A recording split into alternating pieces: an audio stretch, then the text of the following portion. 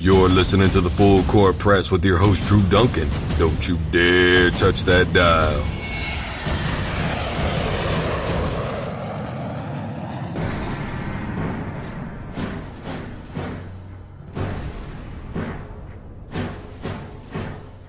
Hello, everybody. Welcome to the Full Court Press. I am your host, Drew Duncan. You guys are checking me out live from the K-Sun Studios out here in Wichita, Kansas. As always, you can be part of the program by tweeting me. That's at DrewDuncan83. You can also get a hold of me on Facebook. That's at DrewDuncan83. And if you're on Instagram, I am on there at DrewDuncan83. Everybody, it is Facebook Friday here on the Full Court Press, and we have got a lot to get to today. Obviously, we're going to be talking a little bit about Houston and Cincinnati last night. Kind of another boring game on a Thursday night, but we're going to get into that here momentarily. Additionally, we're going to be talking about games for tomorrow, namely Louisville getting set to take on the Clemson Tigers at home. Returning Heisman Trophy winner Lamar Jackson looks to put on his best game in prime time. Last year, an exciting game. We're going to get into that as well. Additionally, we're going to be talking NFL preview. We're going to be talking about a lot of different things, guys.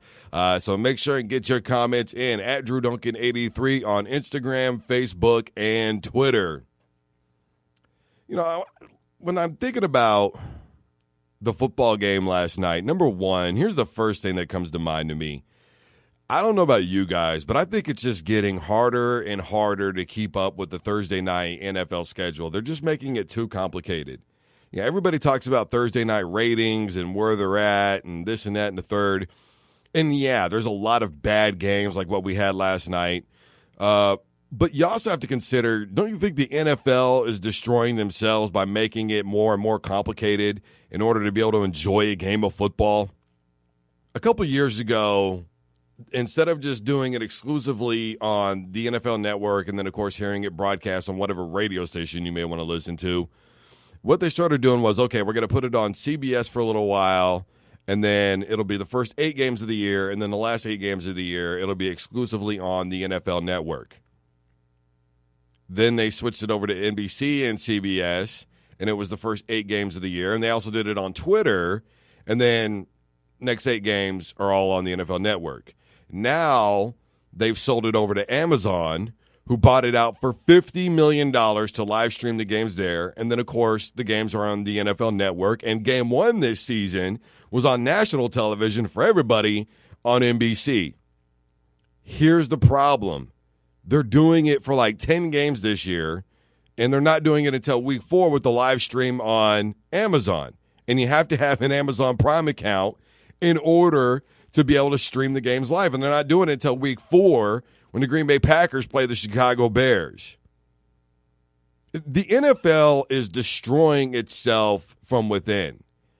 I think the NFL has tried too hard. And how many people do you see walking around with a T-shirt that just says NFL on it? The NFL itself is not a brand.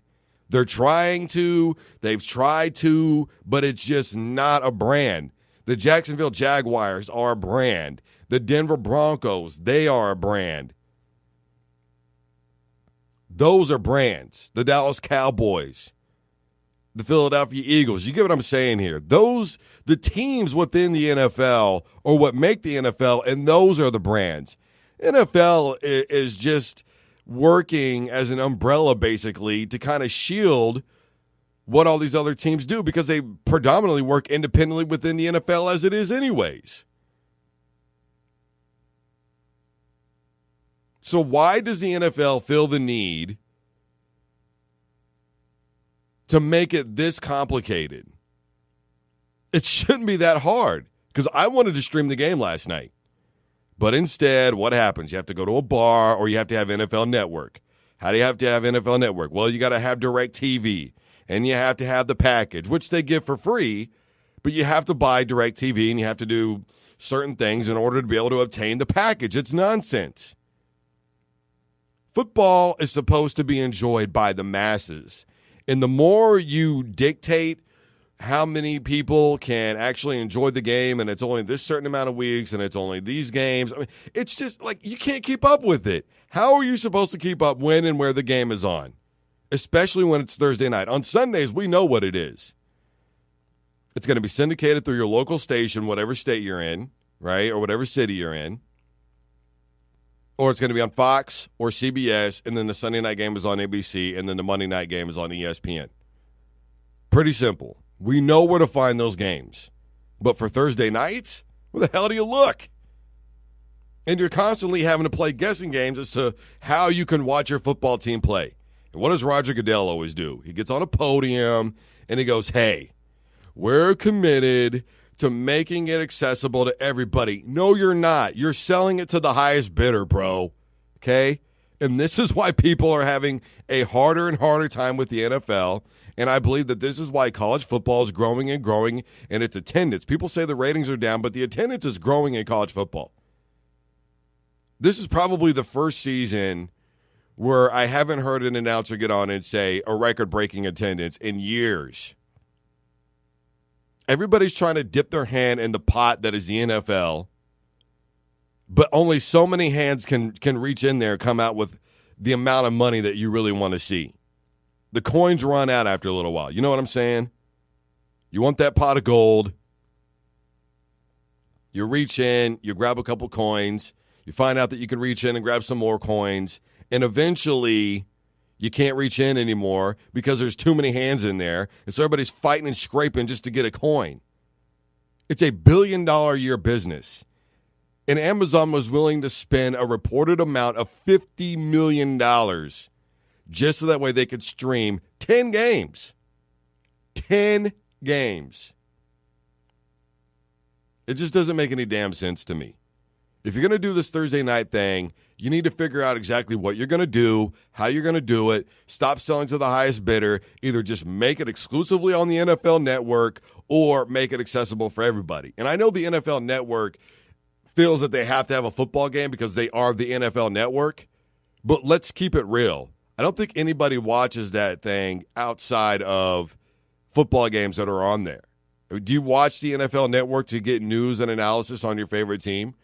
I mean, that's the one advantage to the NFL Network is they specifically cater to the NFL. And so you're going to hear about all 32 teams. And eventually your team is going to come up.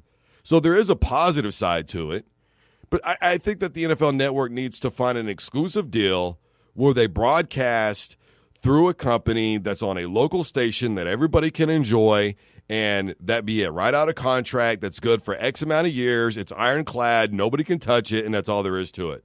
And if you're going to stream it so that way people can watch it when they're, out with their families or buddies or, whatever the case may be, if you're going to do that, then find a company, Amazon, Twitter, whatever your avenue is going to be, set it up for a couple of years, and then just go from there. Nobody should have to jump through all these hoops just to watch a damn game of football. We should know where to find it.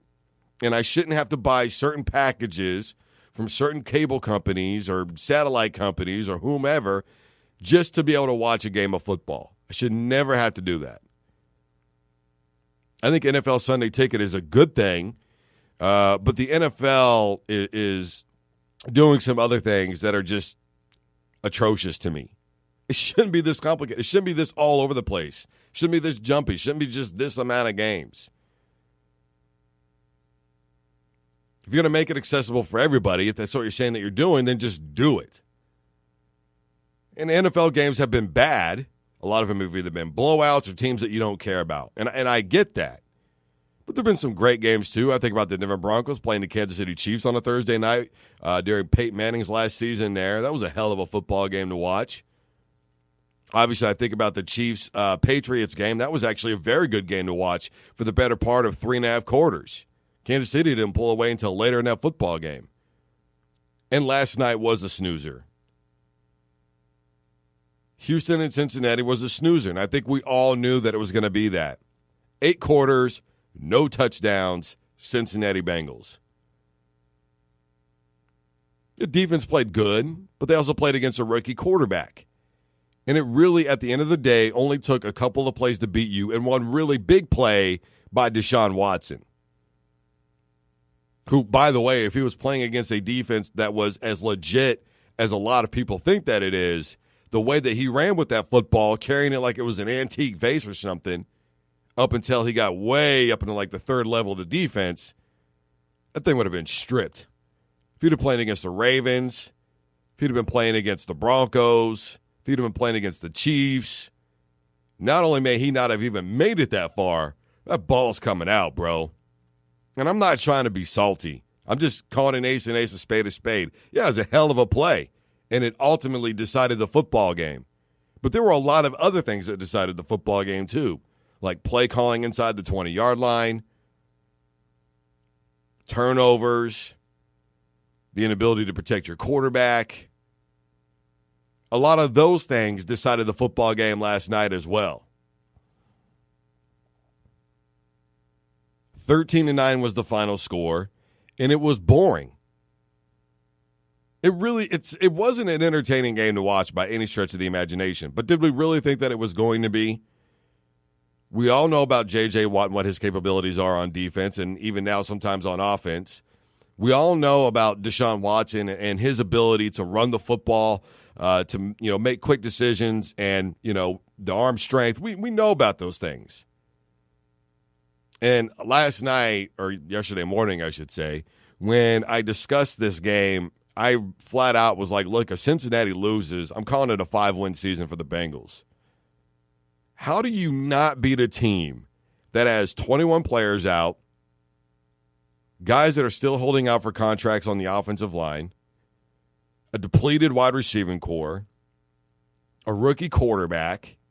How do you not manhandle that football team? Do I think Jadeveon Clowney is better than people give him credit for? Absolutely. We saw the play that he made last night with the fumble recovery. Do I think that the Houston Texans defense is probably a little bit better than what people may give credit to? Yeah, absolutely. I mean, you got to think against Jacksonville, they were just on the field so damn much that they probably just got tired. This is the first year in a long time where I've looked at the Cincinnati Bengals and said to myself, they don't have an offense, but they have a decent defense. But even then, how decent is it when you allow a rookie quarterback to make that kind of play? I said decent. I didn't say legit. I said decent. Don't think that I'm wrapping my words around and being hypocritical. Decent. Because they did hold the Ravens. I mean, the Ravens forced 5 turnovers and only got 20 points, and only 10 of them were off of turnovers. But how good is the Ravens' offense? I mean, they've fallen off the last couple of seasons. They were good, and then they were really good when they had Gary Kubiak as their offensive coordinator, but now the Ravens have kind of, I just can't see them beating anybody that's really relevant. And you've got to understand, how can you take a division that does feature the Baltimore Ravens, that I think features the Cleveland Browns team that I've been telling people that I think may surprise some people this year, maybe 7 or 8 wins. Is that great? No, but it's better than where they've been. And, of course, the Pittsburgh Steelers. Antonio Brown, Ben Roethlisberger. Le'Veon Bell wasn't himself in week 1, but that was week 1. We all knew that he was going to be out of shape, just regardless of what he had to say. How is Cincinnati going to get through that division? It's not going to happen, man. If I'm wrong, then I'm wrong, but I don't see it. You're 0-2 against teams that really are not that good. They're decent, but they're not NFL Super Bowl caliber football teams. At least to me, they're not. It is what it is. Basically, what I'm telling you is, despite how bad the game was last night, I think people would have watched it if they had an ability to stream it, or if the NFL would say, you know what, we're going to make this thing exclusively on a national broadcast network instead of just going out to the highest bidder. Regardless of how boring it was, it probably would have got ratings for a good half. Because at the end of the day, they're, pretty big market football teams. Cincinnati, Houston, I mean, come on, Texas alone. I mean, I was in the comment section. There were a lot of Cowboy fans that were rooting for Houston last night. There were a lot of people that were from Ohio that were rooting for Cincinnati last night. And I don't think Cincinnati does very well this season. I think every one of us had high hopes from that football team, and unfortunately just doesn't look like it's going to work out. As far as the Texans are concerned, look, right now it looks like they're in a good position just because of the division that they're in. The Jaguars, I think we're going to find out a little bit more about them this Sunday, obviously. We're going to find out if the defensive line is that good. But I think that we found out that the Bengals' offensive line is just that bad. We're going to find out about, the Indianapolis Colts look like a train wreck right now. The Houston Texans, maybe 7 wins this season. Pull off a win somewhere along the line in a game that they shouldn't have won, where DeShaun Watson maybe has a blossoming moment. But he's back there running for his life all the time. They truly have a bad offensive line. But they're also depleted. So at least they have an excuse. This is the Full Court Press. I am your host, Drew Duncan. You guys are checking me out live from the K-Sun Studios out here in Wichita, Kansas. As always, you could be a part of the program on Twitter, Facebook, and Instagram at DrewDuncan83. You can also listen to me live Monday through Friday at KSUN-radio.org. That's KSUN-radio.org. A lot more to get to today. It is Facebook Friday. Obviously, we're going to be talking about Clemson and Louisville, some other big college games going on this weekend, some other big NFL games going on this weekend. So we have a lot to get to. We'll be back right after this. Don't you dare touch that dial.